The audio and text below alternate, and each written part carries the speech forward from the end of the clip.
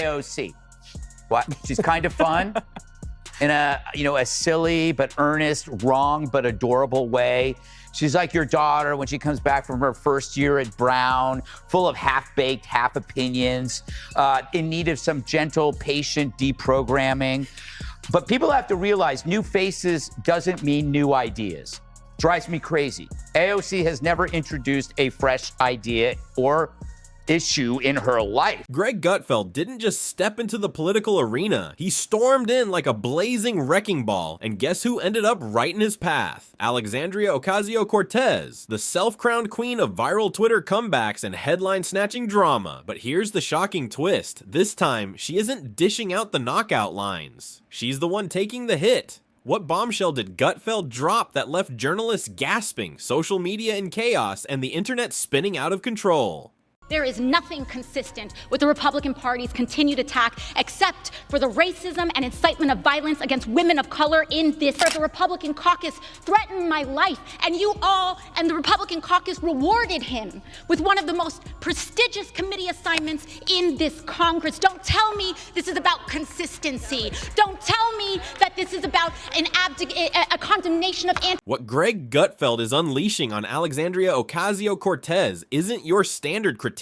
It's a full-blown comedy spectacle masquerading as politics. Every jab, every punchline lands with the precision of a late-night star stealing the spotlight. And let's be real, AOC thrives on her image as Congress's self-made heroine. No cape necessary, but the Instagram filters are always on standby. Gutfeld's roast doesn't just sting, it shines, twisting her trademark theatrics into headline-worthy entertainment that keeps viewers locked in and laughing every step of the way. Gets along with Bernie is because she's like an 80-year-old leftist in a used bookstore. I mean, she may look fresh, but she's as stale as an abandoned futon on the street. It's like, I listen to her, I go, I heard that at Berkeley in 1983.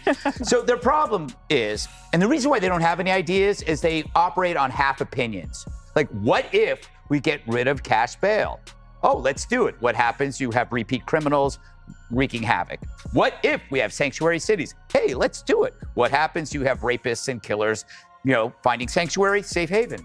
What if we give... If you are enjoying this takedown, please hit that subscribe button. Save the planet, wipe out poverty, crush inequality, teach your hamster yoga before brunch even hits. That's the whirlwind pitch AOC throws out, stacking bold promises like she's tossing out magic tricks on demand. But then Greg Gutfeld enters, and with a single smirk, he slices right through the act. Because to him, this isn't real leadership. It's open mic night under a spotlight. And here's the kicker. Greg doesn't just chuckle from the sidelines. He storms the stage with a crushing mic drop, exposing her crusade as less about policy and more about late-night improv spiraling out of control. I love how she explains it. They're not meant for you, right? But then you have to ask, okay, then what is this debt forgiveness? Who is it meant for?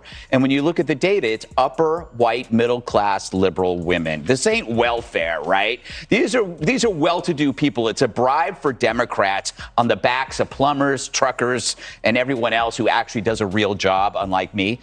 AOC is the symbol of the entitled sponge. She complains about student loans, but she owns a Tesla. The craziest part? How painfully predictable it all feels. AOC storms in, casting herself as the fearless champion of the working class, parading rooftop gardens, endless freebies, and a revolution for every soul. But then Greg Gutfeld shows up, not as some policy wonk lost in spreadsheets, but as the razor-tongued uncle at Thanksgiving, the one who never lets a wild claim slip without a merciless punchline. His timing is ruthless, his wit slices like glass, and in an instant, her serious crusade crumbles into nothing more than perfect material for his next roast. Think about what their ideas incentivize. That would be nice. So where are their ideas going to come from? Trump. The only way they're going to create a message is based on whatever Trump does. So I have some slogans for the Democrat Party. Oh, wow. The Democrat Party, when you're tired of success. Okay. The Democrat Party, make America suck again. Democrat Party, the first choice for illegals, vandals, and dead people. Greg doesn't waste a breath drowning her in data or lifeless graphs. No chance. Instead, he snatches AOC's glittery speeches, twists them like carnival illusions, and hurls them straight into the fire of comedy. Suddenly, her billion-dollar schemes don't sound bold. They sound like a teenager let loose with a maxed-out credit card at the mall. But here's where the sting hits harder. It's not just laughs, it's exposure. Greg tears back the curtain, showing how her contradictions drive the circus, railing against capitalism while sipping overpriced kombucha, flashing $200 hoodies, and live streaming like a polished influencer. He drills how her loudest victories explode on TikTok and Instagram, not on the House floor. Her true spotlight isn't Congress, it's Instagram Live, ring lights blazing, followers cheering like she's closing out Coachella. First, she owns a French bulldog. Thanks to Cat Temp, I know everything about French bulldogs. And one thing I know, I got a French bulldog. They are so expensive. They're more expensive than any college tuition. You got to take care of them. They're adorable dogs. But she owns a Tesla and she owns a French bulldog. And she wants you or your dad, the electrician, to forgive her student loan. That's BS. Turn in the Tesla. Sell the dog. I'll buy it half price. And then come the receipts. Oh, Greg's got them piled high, and he's not holding back a single page. He zeroes in on her crown jewel, the Green New Deal, and tears it down, not as a blueprint for progress, but as a glitter-coated vision board ripped straight from a teenager's diary. Free healthcare, free college, guaranteed jobs, maybe even free puppies. It all sounds dreamy until the brutal question drops. Who's paying for this? AOC waves vaguely toward billionaires like they're an endless buffet, but Greg, grinning ear to ear, reminds her that math hasn't vanished. Suddenly her paradise doesn't shine like utopia. It wobbles like your cousin's desperate Venmo plea. Nice idea, but hopelessly unrealistic. The slogans might sparkle, but the foundation shakes worse than an IKEA shelf built blindfolded. And the fallout? Pure comedy gold. Conservatives treat Greg's takedown like scripture, quoting him as if he's writing the Bible of common sense, while progressives scramble to shield her like she's the last fortress before collapse, whining that Greg is just being mean. Meantime, AOC has taken a break from doing nothing to get into a beef with the Twitter chief. On Tuesday, she tweeted, LMAO at a billionaire earnestly trying to sell people on the idea that free speech is actually an $8 a month subscription plan. That's a reference to Musk's plan to charge people $8 a month for verified blue checkmark status. But he hit back tweeting, your feedback is appreciated. Now pay $8. To be fair. And at the very heart of this circus, everyday people cracking up, because honestly, Gutfeld trading blows with AOC is funnier than half the comedies Netflix keeps shoving out. But tucked beneath the laughter is something sharper, a blade of truth cutting clean. Comedy has always been politics' most dangerous weapon, and Greg wields it with the precision of a surgeon who shows no mercy. Slicing straight through her polished slogans and glitter-soaked branding, he exposes how her ideas sparkle like diamonds on Twitter, only to crumble the moment you try to shape them into actual policy. That's the real sting. It isn't cruelty, it's accuracy. Greg dares to ask the question no one else touches. Is this Congress or a TikTok influencer house? And the timing couldn't be juicier, because let's face it, politics today has turned into pure entertainment. AOC plays the influencer, stacking hashtags and live streams like trophies, while Greg steps in as the relentless critic, spinning the whole act into a savage roast. To be fair, she'd love to spend the $8, but she already bought a Tesla. He also tweeted a photo of some ugly AOC merch she's trying to hawk for $58. Overpriced merch, AOC. Seems pretty capitalistic of you, which according to you makes you evil. And according to anyone paying attention, also makes you full of. When Greg rips apart her economic math, it isn't just comedy, it's a spotlight on how wildly unrealistic some of her grand ideas really are. When he skewers her working-class warrior persona, he's exposing the canyon between her fiery speeches and her polished lifestyle. And when he dismantles her Instagram activism, he's revealing how politics has morphed into theater instead of problem-solving. The fallout is predictable. AOC, never one to sidestep a digital brawl, fires back with fiery clapbacks that fuel the drama instead of ending it. Sometimes she doubles down, other times she shields herself with moral outrage. But every reaction just tosses more gasoline onto Greg's flames. The cycle becomes endless. She talks, he roasts, she claps back, he roasts again. A political ping pong match the public can't turn away from. Yet buried under the laughter is Greg's sharpest strike. Politics isn't about glittery slogans, it's about results. And if you can't answer who's funding your shimmering dream world, maybe it's not a dream at all. Maybe it's just another viral tweet dressed up as policy. I mean, first of all, $80 per theater. I've made $80 in a theater and there wasn't even a movie playing. Wow. What do you mean? I don't know. You know, it's no surprise. Who would go see a movie that's the opposite of entertaining? There's nothing entertaining about that. Michael Moore's colonoscopy is more entertaining than that because there's probably more twists. But it does show you how great it is to be a progressive in a liberal biased culture. She really doesn't do her job, right? She makes movies, she goes to galas, she sits for glossy butt-kissing interviews in GQ and other women's mags.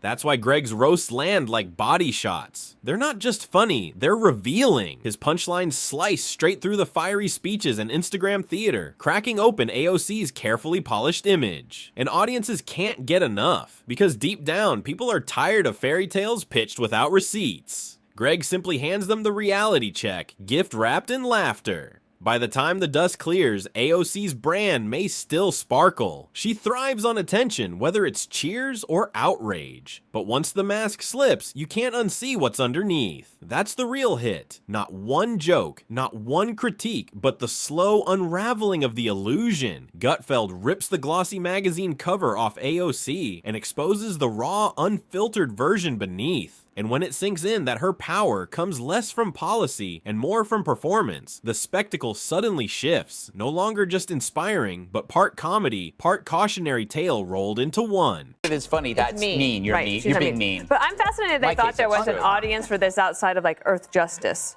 or the Justice Democrats, because who really wanted to go and see this thing? And then tomorrow you'll have an article that we'll have to talk about, which is that kids all over America are having nightmares about climate change. Well, no wonder.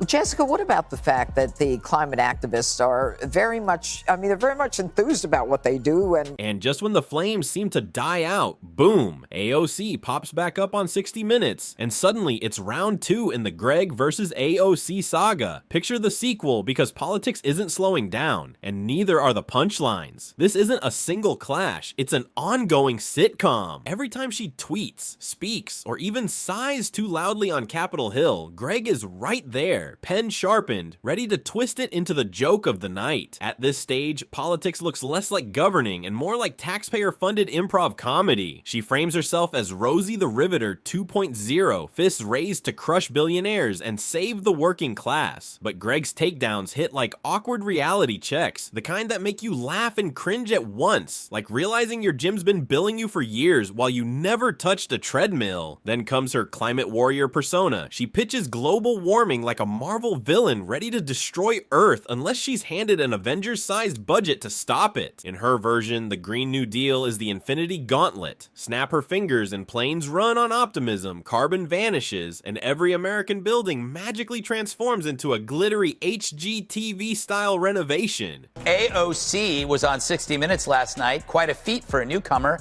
Must be all her great new ideas. People are going to have to start paying their fair share in taxes. Once you get to like the tippy tops, on your $10 millionth dollar, sometimes you see tax rates as high as 60 or 70%. What an expression. Now, the real story isn't AOC's very old ideas. It's the media's gushy view of her. Even with her old ideas, she gets on 60 Minutes.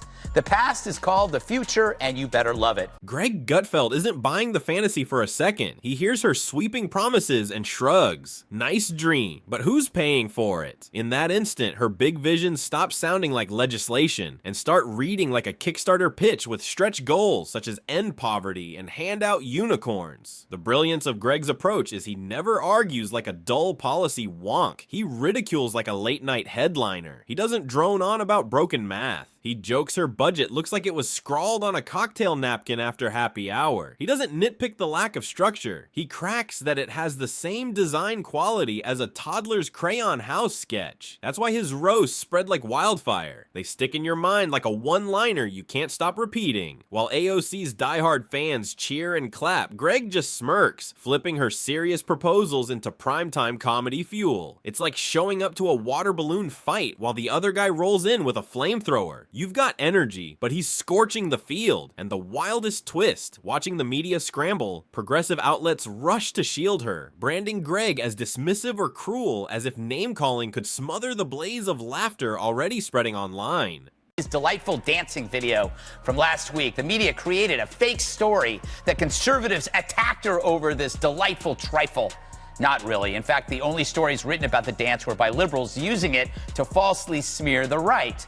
So the press creates a shield around her in which any criticism must be due to sexism or bigotry, when in fact it's in their heads and not ours.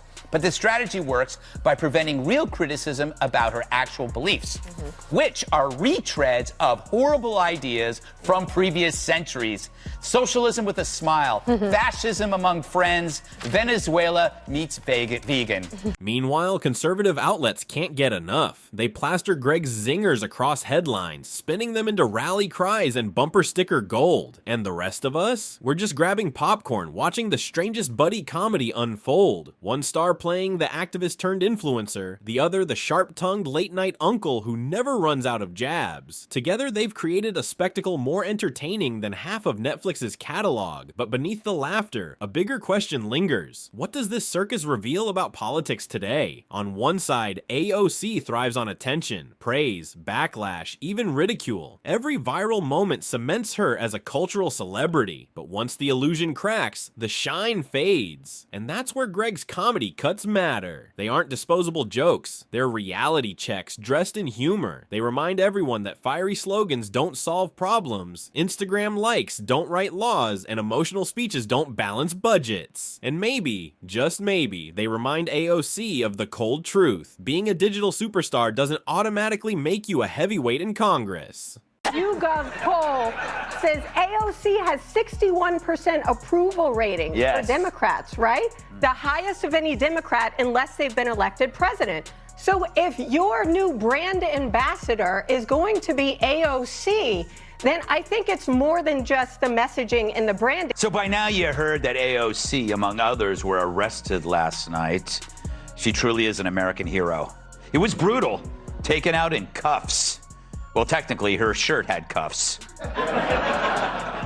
Maybe French cuffs, as she did surrender without fighting. And here's the kicker. AOC isn't slowing down. Without the drama, the flair, the endless livestream theatrics, she wouldn't be the AOC the internet obsesses over. And that's exactly why Greg won't quit either. Because without her spectacle, half his comedy arsenal vanishes. It's the strangest political duet. She fuels him with content. He blasts her into the spotlight, and the rest of us sit back with popcorn, laughing at the chaos. And make no mistake, this saga is far from over. Every new proposal, every viral stunt, every fiery rant is just another episode for Greg to spin into comedy gold. Think this round stung? Just wait, because if AOC is politics influencer in chief, then Greg Gutfeld is the heckler who refuses to leave the stage. And in this non-stop comedy club called Washington, the mic never goes dead. The punchlines stay razor sharp and the exposure never ever ends.